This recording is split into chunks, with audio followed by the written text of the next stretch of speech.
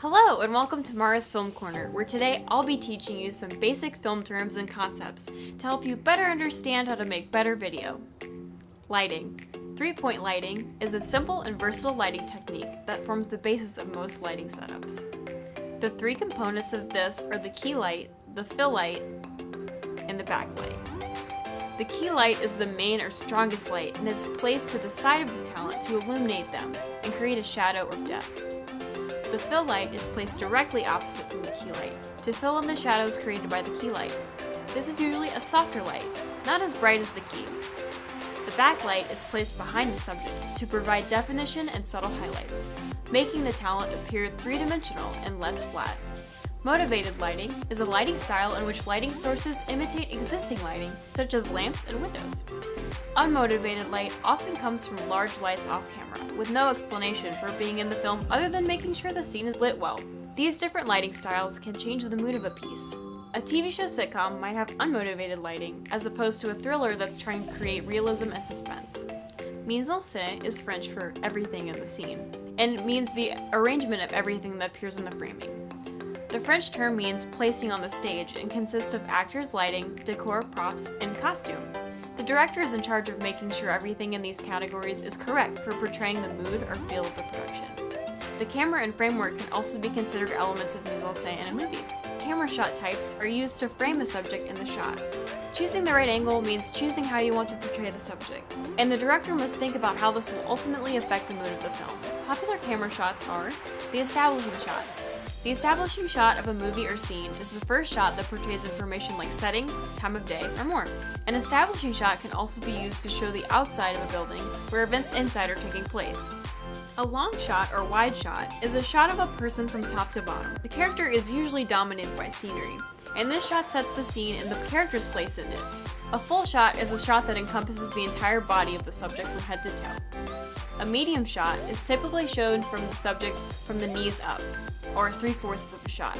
This allows the viewer to see the talent's gestures and background information.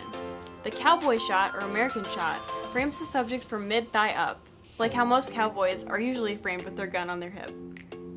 Medium close-up frames the subject from chest or shoulders up, falling between a medium shot and a close-up. A tight shot is tightly focused on. Whatever is being shown becomes the prominent focus of the shot. A choker shot frames the subject's face from above the eyebrows and below the mouth. Camera angles. An up shot is taken below the eye level of the subject and creates the perception that the viewer is lower than them. A down shot is taken from above eye level of the subject to create the perception that the viewer is higher than them. A Dutch angle or tilt is when the camera is set at an angle so that the horizon line is not level, creating a creepy or disorienting feeling. Over-the-shoulder shots are taken from behind the shoulder of another character and typically frames the subject in a medium or close shot. Two shots are when two subjects are in the same frame. And a point of view shot depicts the angle from which the character is looking at. A long take is an uninterrupted shot that lasts longer than a typical take would before cutting. Editing. The Kuleshov Effect was created by Lev Kuleshov, a Soviet filmmaker in the early 1920s. This effect relies on the juxtaposition of assembled shots to create a different mood depending on the viewer. Depending on how the shots are put together, audiences will assign different meaning to it. In his experiment, Kuleshov used a bowl of soup, a dead girl in a coffin, and a pretty woman laying on a couch. He placed a shot of a man with a neutral expression in front of each shot, and according to the viewer, the expressions on the man's face changed with each shot. For the soup, the man appeared hungry.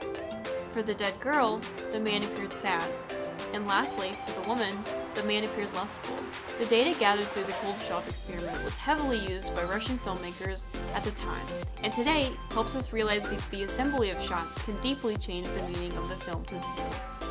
Continuity editing is the process of combining shots in a sequence so it makes sense to the viewer and the story the film is telling. The editing process is called cutting to continuity, and is also contrasted to montage editing, which aims to create new associations among various subjects. Sound. Diegetic sound is actual sound, the sound whose voice is visible on the screen, and whose source is present by the action of the film. For example, a person speaking on camera. And non-diegetic sound is commentary sound, sound where the source is not visible or present by the action of the film. For example, narration. The distinction often comes from whether certain sounds are coming from the story the world takes place in, or outside the space of the story's events. Thanks again for joining me at Maura's Film Corner. Now go out there and start making videos!